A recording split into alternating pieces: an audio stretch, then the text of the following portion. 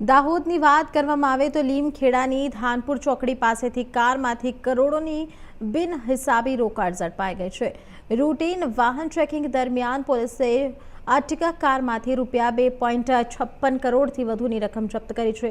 Police તપાસમાં કારમાંથી મળી આવ્યા શંકાસ્પદ 3 પાર્સલ પંચોની હાજરીમાં કરાઈ ગણતરી અને પાર્સલમાંથી કુલ રૂપિયા 2 કરોડથી વધારેના ભારતીય ચલણી નોટોનો મોટો જથ્થો મળી આવ્યો છે।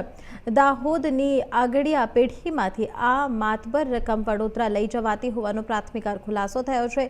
મોટી રકમ અંગે કાર ચાલક રાજુભાઈ નીનામાં કોઈક પણ કાયદેસરના આધાર પુરાવા રજૂ ના કરી શકાયા। દાહોદના ભરત ચોપડાએ આ નાણાં વડોદરા પહોંચાડવા આપ્યા હોવાની વાહન ચાલકની કબૂલાત છે। લીમખેડા પોલીસે તમામ રોકડ રકમ બીએનએસની કલમ હેઠળ સીઝ કરી ટ્રેઝરીમાં જમા કરાવી છે। પોલીસે સ્ટેશન ડાયરી એન્ટ્રી કરી સમગ્ર મામલે ઇન્કમ ટેક્સ વિભાગને સત્તાવાર જાણ કરી છે।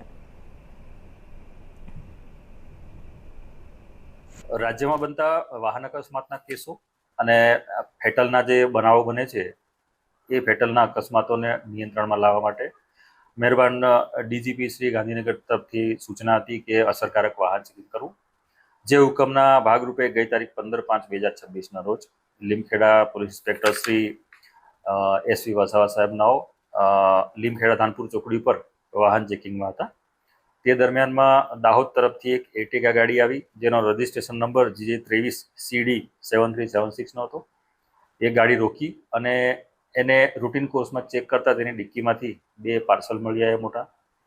આ પાર્સલ બાબતે ડ્રાઈવર શ્રી રાજુભાઈ રામુભાઈ નીનામાને પૂછપરછ કરતા તે સરખો જવાબ નહોતો આપતો અને ગલ્લા તલ્લા કરતો હતો, જેથી પોલીસને શંકા જતા નજીકમાંથી 2 પંચોના માણસો બોલાવી અને પાર્સલ ચેક કરતા પાર્સલમાં ઇન્ડિયન કરન્સી મળી આવી।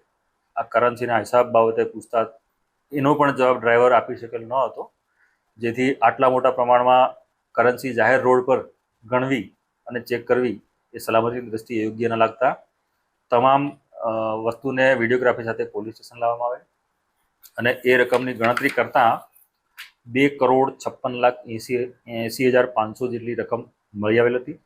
આ રકમને પોલીસે સીઝ કરી છે અને ટ્રેઝરી વિભાગને જાણ કરેલી છે અને જે આ ઈસમ જે છે ડ્રાઈવર તેને નોટિસ આપીને મુક્ત કરી દીધેલ છે।